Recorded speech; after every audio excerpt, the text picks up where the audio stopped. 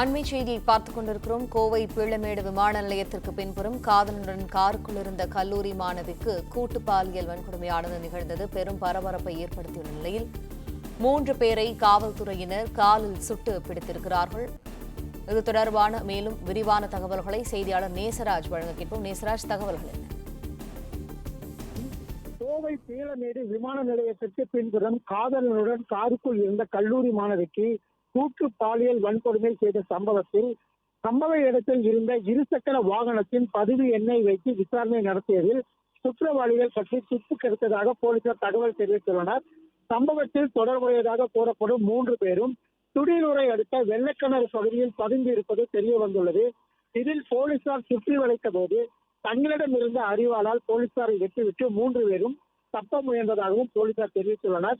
தாக்குதலில் தலைமை காவலர் சந்திரசேகருக்கு இடது கை மணிக்கட்டில் வெட்டு விழுந்துள்ளது. இதனையடுத்து தப்ப முயன்ற தவசி, கருப்புசாமி, காளீஸ்வரன் ஆகியோரை போலீசார் துப்பாக்கியால் சுட்டு பிடித்துள்ளனர். காயமடைந்த தலைமை காவலர் மற்றும் சுட்டுப்பிடிக்கப்பட்ட 3 பேரும் கோவை அரசு மருத்துவமனையில் சிகிச்சைக்காக அனுமதிக்கப்பட்டுள்ளனர். சுட்டுப்பிடிக்கப்பட்ட 3 பேரிடம் ஆய்வாளர்கள் அர்ஜுன் மற்றும் ஞானசேகர் தற்போது விசாரணை நடத்தி வருகின்றனர். இந்த நிலையில் கோவை துடியலூர் பகுதியில் தடவியல் போலீசார் மற்றும் காவல்துறையினர் அந்த சுட்டுப்பிடித்த இடத்திலும் தற்போது ஆய்வு நடத்த உள்ளனர். அதனையடுத்து கோவை மாநகர காவல் ஆணையாளர் சரவணசுந்தரம் சம்பவ இடத்திற்கு வருவார் என எதிர்பார்க்கப்படுகிறது. மேலும் சம்பவ இடத்திலும் இந்த காவல்துறையினர் அதே போல அந்த கூட்டு பாலியல் நடந்த இடத்திலும் போலீசார் கண்காணிப்பு பணியில் ஈடுபட்டு வருவது குறிப்பிடத்தக்கது.